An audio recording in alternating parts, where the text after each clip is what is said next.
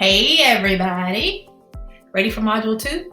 Only 3 and 4 left to go, so it's almost over. That's not true, it's only week 4 or week 5. I don't know, I get confused, especially after last week. Last week was crazy.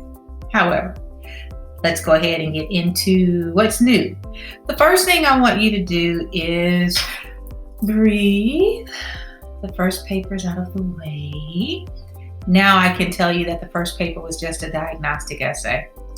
I didn't want to say that in the beginning because people kind of get, oh, what's she looking for? I just wanted to see how you responded to instructions, how you responded to directions, how you interpreted the information that was being given to you. I just wanted to see what you would do with what you were given. So I don't usually give a diagnostic on day 1 because I'm not really concerned with what you've learned before.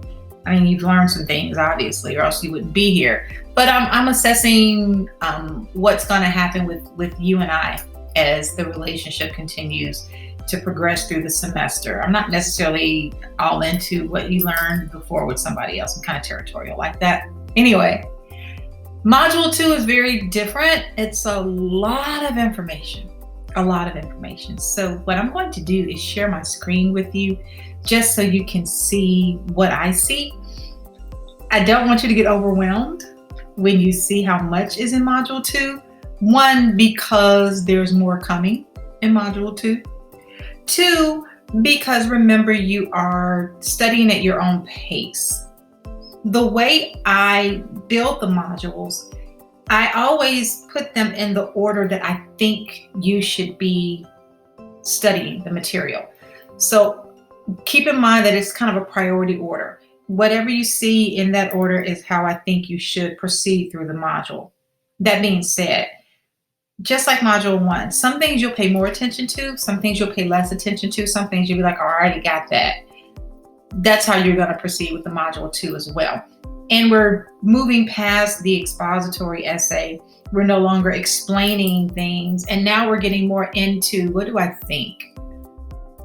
What does this say? How does this make sense? What did the author mean when they wrote this? Why did the author create this character this way? What overall is the author trying to tell me? So let's go ahead and just kind of take a look at Module 2 so we can understand a little bit better what it presents to you, what you should get out of it. And if you have any questions for me, hopefully those questions will kind of come to surface as a result of watching this video.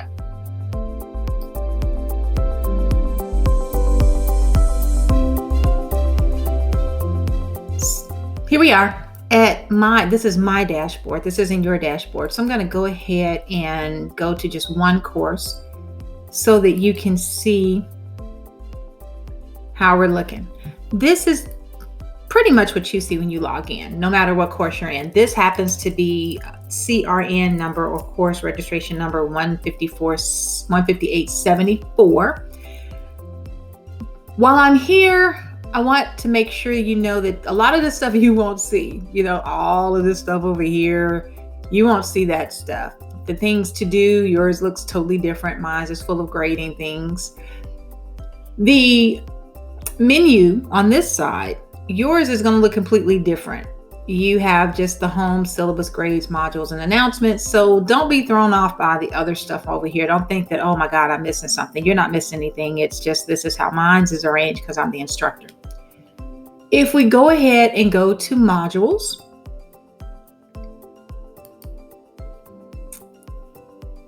Module 1 is pretty much done. We're done and we're over that. We're going to go ahead and move on to Module 2. And here's Module 2. Module 2 is lengthy. However, it's going to get much more lengthy. Remember what I said. You will pay attention to the things that you need to pay attention to. You will give them the time that you as an individual learner needs to give. Some things will take you longer to get through. Some things will not take you as long to get through. It all depends on who you are and where you are in the process. Literary elements, for example, and I said this before and I'm going to say it again. I list the topics according to how I think you should review them. So the overview of this module, of course, is the first thing you should take a look at. What exactly is contained in this module? Here you see instructional material. There you see topics to master as you write and as you read the writing of others.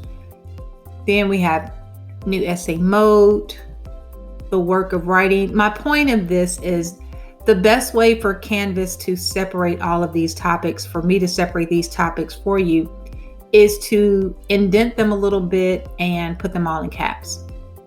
So anything that falls under instructional material is specifically just that, instructional material. What is close reading? How do we participate in close reading? What is critical reading? They're very, very similar. They're pretty much the same thing. What are the schools of criticism? What are rhetorical devices? How do we use them? What do they look like? What's their purpose? What are literary elements? So all of these things are instructional materials. Now, here we have topics for you to master. This is what's different, this module in particular. We're moving away from the expository writing, which is explaining things, and now we're moving into persuasive writing. So we're trying to convince other people to believe what we want them to believe. Persuasive writing, it depends a lot on language, tone, and your word choice. So we'll get into that. Then we have the art of persuasion, developing your essay, master for the persuasive essay, argumentative form and structure, then formatting that particular essay. Then you have a new area, new topic, fallacies and their importance or not. This is to make sure that we can identify when someone has written a fallacy, or to make sure that we don't misuse them ourselves.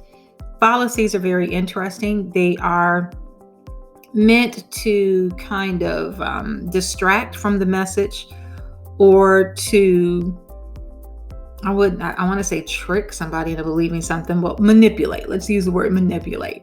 Manipulate others into believing a certain thing. So fallacies can be, there's really no good way to use a fallacy, to be honest with you. Anyone who uses a fallacy either does so by accident or does so purposely.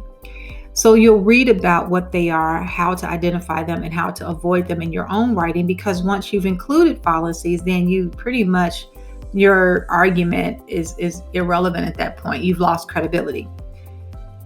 We're also going to look in detail at the art of transitioning between ideas. I did not cover this in Module 1 purposely. I mentioned before, Module 1 was more a diagnostic essay than anything. So I want to see who's really good at transitioning from one idea to another and who does not put them in their essays at all. So we're going to cover that a little more in Module 2. Then we have the literature that we're going to use to practice all of these ideas, and there are more things coming.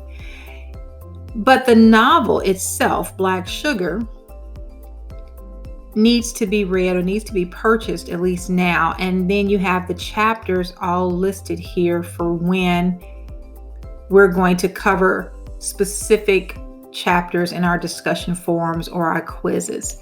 Remember, our quizzes are always quote unquote unannounced. Don't know how you can do that online. However, this gives you an idea of the timetable on which I can quiz you on a particular chapter.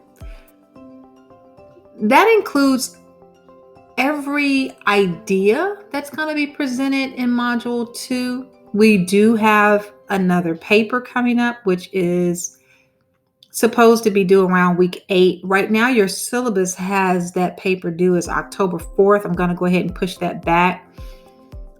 With the storm and with us postponing the first paper, I kind of anticipated that October 4th wouldn't necessarily work. So we're going to push that back just a little bit. Don't want you to be concerned with it. What I want you to focus on right now more than anything, I want you to focus on critical reading, what it is, what it's not, schools of criticism, rhetorical devices, and literary elements. That's the writing portion of it. To do the essay that you're going to end up doing for 1302, you need to move towards mastery of writing the persuasive paper, which is the baby of the argumentative paper. So that's where we're headed. As I click on one of the links, you'll see they're very short, but they give you resources. So this one is the critical reading process and exactly how we participate in a critical read. And then you're familiar with this already. When you click on a link, it's supposed to take you to an outside source that gives you more information on what it is, how to do it, so that you hopefully understand it a little bit better. Okay. And that's where we are. Now, the other links here, these resource links, I didn't include them in my module, but feel free if you feel like you need to explore them a little bit and understand a little more in depth what's going on with that particular topic, then feel free to explore all you want. And if there's something you feel like you need, just send me an inbox message and let me know you need it. Okay. I think that covers us for that particular portion.